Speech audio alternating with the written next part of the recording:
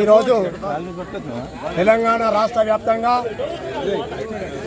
JAC పిలుపు మేరకు మొత్తం తెలంగాణ రాష్ట్ర వ్యాప్తంగా మేము సమ్మె చేయడం జరుగుతుంది. ఈ సమ్మెకు మా ముఖ్యమైన డిమాండ్లు, మొదటి డిమాండ్ ప్రభుత్వం విలీనం చేయాలి, 21, 25 పే స్కేల్ వెంటనే అమలు చేయాలి, కార్మికులకు ఉద్యోగ భద్రత కల్పించాలి. మా సమస్యలను పరిష్కరించని ఎడల మేము ఈ సమ్మెకు దిగడం జరిగింది. ఈరోజు సమ్మె చేయడానికి ముఖ్యంగా ఇప్పుడు ప్రస్తుతం ఉన్న మన కాంగ్రెస్ ప్రభుత్వమే బాధ్యత వహించాల్సి ఉంటుంది.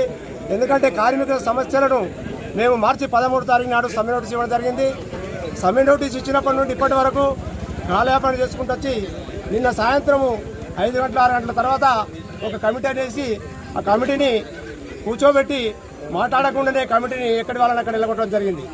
ఈరోజు కార్మికుల సమస్యలు పేరుకపోయినాయి.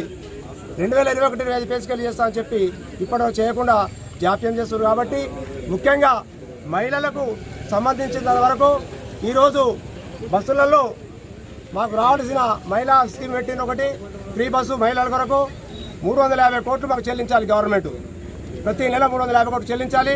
అట్టి పైసలు కూడా మాకు చెల్లించడం జరుగుతలేదు. 2022 జీతము 20,000 రూపాయలు ఉంటే బేసిక్, ఇప్పుడు 40,000 అయింది. మీకు ఇంకా జీతం ఎంత పెరగాలని చెప్పి గవర్నమెంట్ మమ్మల్ని ప్రశ్నిస్తుంది. మేము అది కాదు వాళ్ళకి చెప్పేది. మాకు కావాల్సిన పే స్కేల్స్ 2 ఎందుకు చేయాలని మేము వాళ్ళను గవర్నమెంట్ అడుగుతున్నాము. మీడియా ద్వారా తెలుపుతున్నాం వాళ్ళకి. మాకు ఆ 2 తప్పనిసరి పే స్కేల్ ఇచ్చుకుంటూ ఉద్యోగ భద్రత ఇచ్చుకుంటూ మా కార్మికులను గవర్నమెంట్లో విలీనం చేసడానికి అప్పుడున్న గవర్నమెంట్ మొత్తం చేయడం జరిగింది. గవర్నర్తో తప్పకుండా అపాయింట్మెంట్ డేట్ ఇచ్చి మమ్మల్ని గవర్నమెంట్ విలీనం చేయగలని మేము మీడియా ద్వారా కాంగ్రెస్ గవర్నమెంట్కు వినియోగించుకుంటున్నాం. అసలైన తొలి వెలుగు. ఫాలో వాట్సాప్ @తొలి వెలుగు అఫీషియల్.